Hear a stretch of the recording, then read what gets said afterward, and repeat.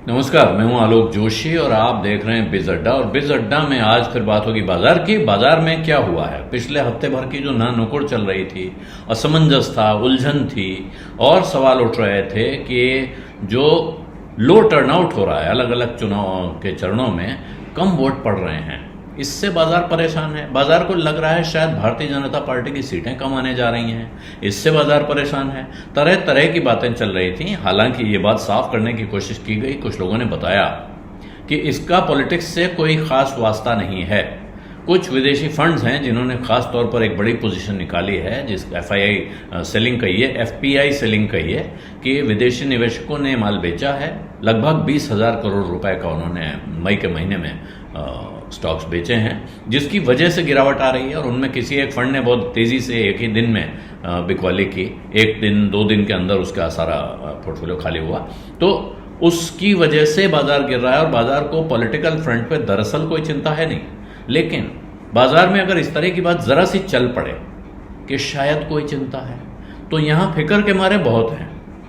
जो आशंका में एकदम से दुबले हो जाते हैं, शहर के अंदेशे से दुबले हुए, वो लोग बाजार में बहुत हैं। इनमें से बहुत से लोग हैं जो हवा के साथ चलते हैं। उन्हें लगता है बाजार थोड़ा सा गिरा तो अब डर लग रहा है, अब तुरंत बेच के भागो। हालांकि विद्वानों का कहना है कि जब पैनिक हो, जब डर का माहौल हो, तो वो बेचने का नहीं, खरीदने का वक्त होता है। लेकिन ये किस किस को समझाया जा सकता है, लेकिन समझने वालों का रास्ता क्या है। तो आज हुआ क्या है कि आज फिर बाजार गिरावट के साथ खुला सुबह, लेकिन कुछ देर के बाद एक गृह मंत्री अमित शाह का इंटरव्यू और उसके बाद एक विदेश मंत्री जयशंकर का बयान, ये 2 चीजें हुई जिनसे बाजार को एक तरह का सहारा मिला है, और अच्छा सहारा मिला है। निफ्टी, सेंसेक्स कल से नीचे खुले थे और थोड़ा थोड़ा उठापटक चलती रही, लेकिन फाइनली कल से ऊपर जाके बंद हुए हैं। और वजह क्या है, अमित शाह ने तो बहुत साफ साफ कह दिया।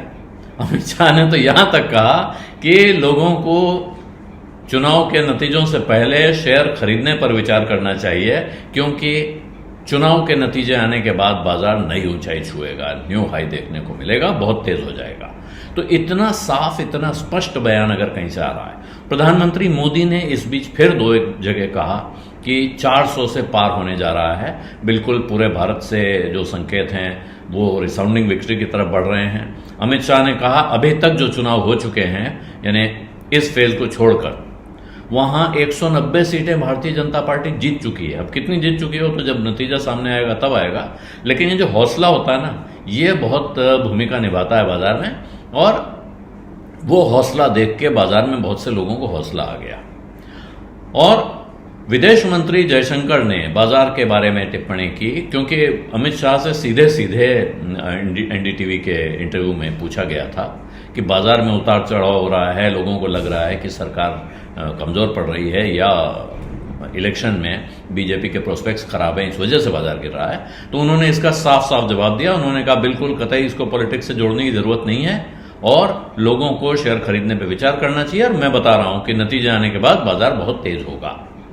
इधर विदेश मंत्री ने क्या कहा कि जो विक्स इंडेक्स है, यानी वोलेटिलिटी है, उनका कहना है कि हर चरण के बाद आपको बाजार में वोलेटिलिटी यानी उतार चढ़ाव कम होता हुआ दिखेगा। आज का फेज हुआ है और इस फेज के साथ आज के दिन तो उनकी बात एक तरह से सही साबित हुई, क्योंकि बाजार थोड़ा सुधरता हुआ दिखा है। लेकिन अभी कुछ हिस्से बाकी हैं और वो जो फेज हो जाएंगे, 4 जून को दरअसल असली टेस्ट होगा कि ये लोग जो दावा कर रहे हैं वो कहां तक पहुंचता है, और फाइनल रिजल्ट जो आता है चुनाव का, उससे बाजार पर क्या असर पड़ता है। लेकिन ये बातचीत और ये बाजार का मूड दिखाता है कि दरअसल बाजार को ऊपर जाने के लिए या नीचे जाने के लिए किसी बहुत गंभीर कारण की आवश्यकता नहीं होती है। यहां माहौल बनने और बिगड़ने में बहुत वक्त नहीं लगता है। किसी चर्चा से माहौल खराब हो सकता है और किसी चर्चा से माहौल सुधर सकता है, लेकिन फिलहाल वो एक दिन के लिए तो बाजार को भरोसा दिलाने में कामयाब रहे हैं। और अगर इसी अंदाज में वो बात करते रहे तो बाजार में लोगों के मन में ये आशंका भी लगातार है कि कहीं हम कमजोर पड़ गए, कहीं हमने पोजीशन लेने में देर कर दी और इलेक्शन रिजल्ट ऐसा आया जैसा ये लोग कह रहे हैं, तो फिर कहीं गाड़ी छूट न जाए। इस डर से भी बहुत सारे लोग अब पोजीशन बनाने लगेंगे। ये जो लॉन्ग टर्म इन्वेस्टर्स हैं, कहानी उनके लिए है नहीं, क्योंकि लॉन्ग टर्म इन्वेस्टमेंट में किसी एक चुनाव की भी कोई बड़ी भारी भूमिका नहीं होती है। चुनाव के बाद बहुत तेज रैली हो या चुनाव के बाद बहुत तेज गिरावट आए, उससे लंबे दौर के इन्वेस्टर्स को फर्क नहीं पड़ता है। लेकिन जो लोग पोजिशनल ट्रेड कर रहे हैं या जो एफएनओ में पोजीशन ले रहे हैं, डेरिवेटिव सौदे कर रहे हैं, उनके लिए इस तरह के थोड़े थोड़े संकेत भी काम आते हैं। और ऐसे में बहुत सारे लोग दोनों तरफ की पोजीशन बना के स्ट्रैटेजी बनाते हैं कि हम नतीजा कुछ भी आए, हमारी कुछ ना कुछ कमाई हो जाएगी। बहुत ज़्यादा नहीं होगी क्योंकि हेज करके चल रहे हैं। अगर नीचे गया तो कहाँ जाएगा उसके हिसाब से एक सौदा, और अगर ऊपर गया तो कहाँ जाएगा उसके हिसाब से दूसरा सौदा। तो दोनों तरफ से अपने को कोई फायदा हो जाए, इधर का नुकसान उधर के फायदे में कवर हो जाएगा। ये स्ट्रेटजी बहुत सारे लोग बनाते हैं, लेकिन जिनको वो जानकारी है ये काम होने के लिए छोड़ देना चाहिए। जिनको वो पता नहीं है उनको इस वक्त बेटर सेफ देन सॉरी के मोड में रहना चाहिए कि ऐसा कोई सौदा न कर लें जिस पे कल पछताना पड़े। बिजअड्डा में आज इतना ही। अब इजाजत दीजिए। धन्यवाद, नमस्कार। बिस्तक आपके लिए लाया है प्रीमियम मेंबरशिप प्रोग्राम, जहां आपको मिलेंगे कई सारे फायदे, जिनमें मार्केट न्यूज़लेटर, लाइव चैट पर आपके सवालों के सबसे पहले जवाब, मार्केट आउटलुक, वीकेंड पर मार्केट स्कैन, एंकर्स के साथ चैट और भी बहुत कुछ। इस प्रीमियम सब्सक्रिप्शन में 3 तरह के प्लान हैं, सिल्वर, गोल्ड और प्लैटिनम, जिनकी शुरुआत मात्र 159 रुपए महीने से होती है।